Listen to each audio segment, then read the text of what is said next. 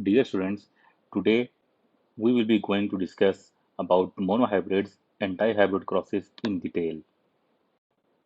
As we know, the George Mendel's experiments were a breakthrough in the field of biology as they helped in laying the foundation of genetics. So the questions like why do children look similar to their parents and why there are few differences between two children that belong to the same parents. So all these type of questions started getting the answers. So now we have to understand the monohybrid cross and the monohybrid ratio as well. So let's take a moment to review it. How did we get F1 generation? Obviously, we got it by considering the all possible combinations that are present here. But is there a method to find it systematically? Yes. So before moving towards the dihybrid crosses and the ratio, let us have a quick look at an extremely important and useful method for writing a cross. So this method is named as a Punnett square. Well, this method is quite useful in many ways, and this method was developed by a British genetist named Reginald Punnett. Hence, it is most commonly known as Punnett square.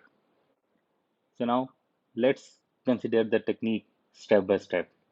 First thing we do is we make a table like this. Then we write a symbol of male and female. These male and female symbols can be written as vice versa. So it is nothing to do with. And after this will tell us that the maternal alleles should be placed here and the paternal alleles should be placed here. So let us begin the crossing.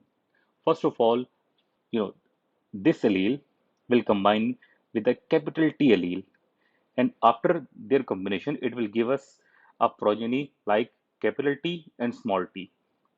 And then this allele will combine with this allele, and it will results in a genotype which is has been shown in your screen in the shape of capital T and small t. Then after this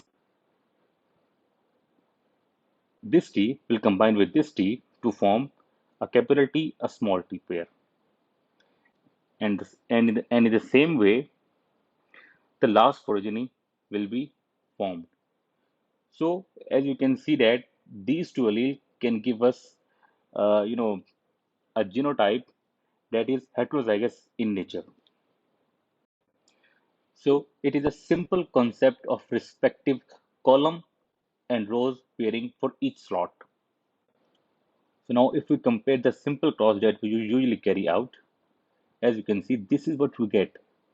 Notice that the results are exactly the same.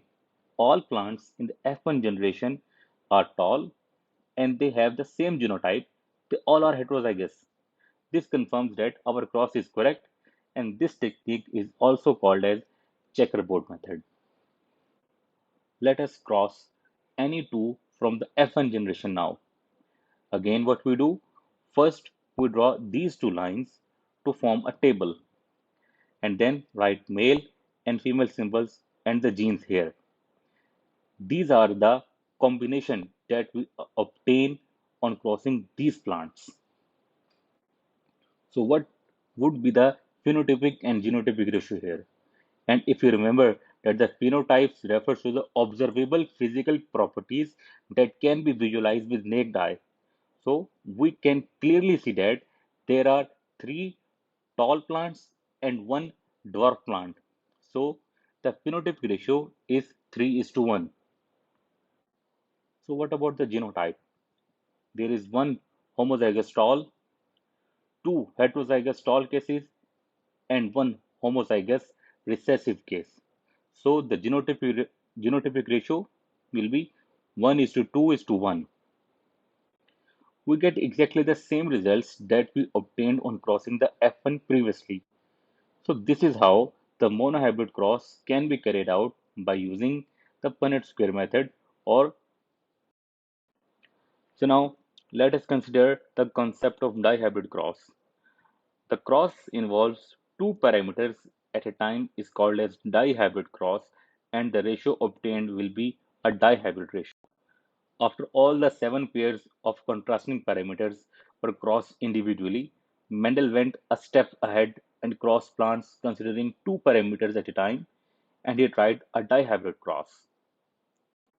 So let us consider plant height and flower color parameters together to understand the concept of dihybrid cross.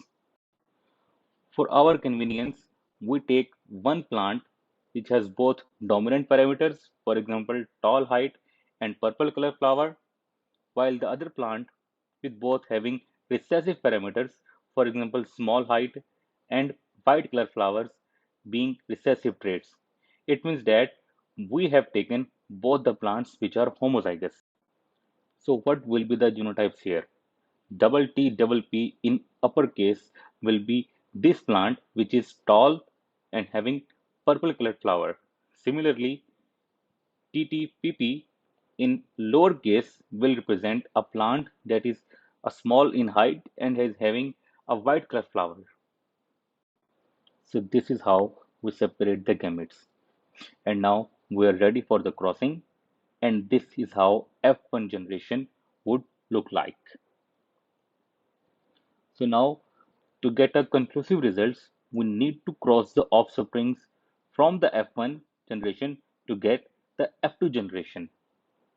Then after crossing, we have to pick any two, any two offsprings from the F1 generation that will be used as a parents in the subsequent generation.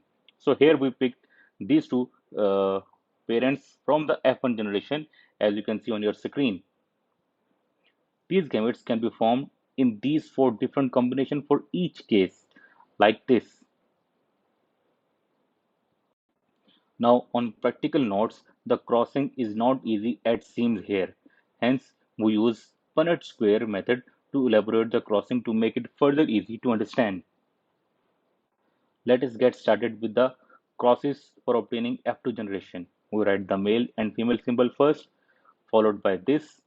Then we write respective gametes here and here.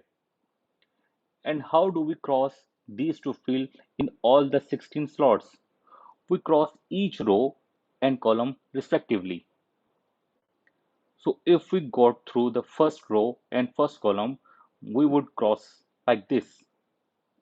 As you can see on your screen, we can see that all the offsprings are tall with purple color flowers.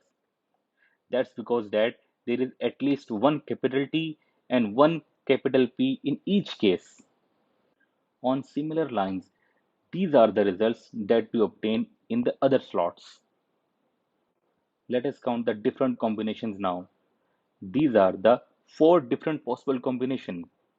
The first one would be tall with purple colored flowers, tall with white colored flowers, dwarf with purple colored flower, and dwarf with white colored flowers. So now can you count the number of plants that are tall and are having purple colored flowers? Yes, we have 9 plants which are tall and having purple colored flowers. And then there are 3 plants which shows that the tall heightedness and having white color flowers. Then there are 3 plants that show small height but having a purple color flower. And then there will be only one plant which is having a small height and have a white color flower. So if we take it together, then we obtain a ratio like 9 ratio 3 ratio 3 ratio 1. This ratio is referred to as a dihybrid ratio, or you can say a phenotypic ratio. So this is how we can, make a table for a dihybrid cross or a monohybrid cross in a simple way by using a Punnett square method, or you can say a checkerboard board method.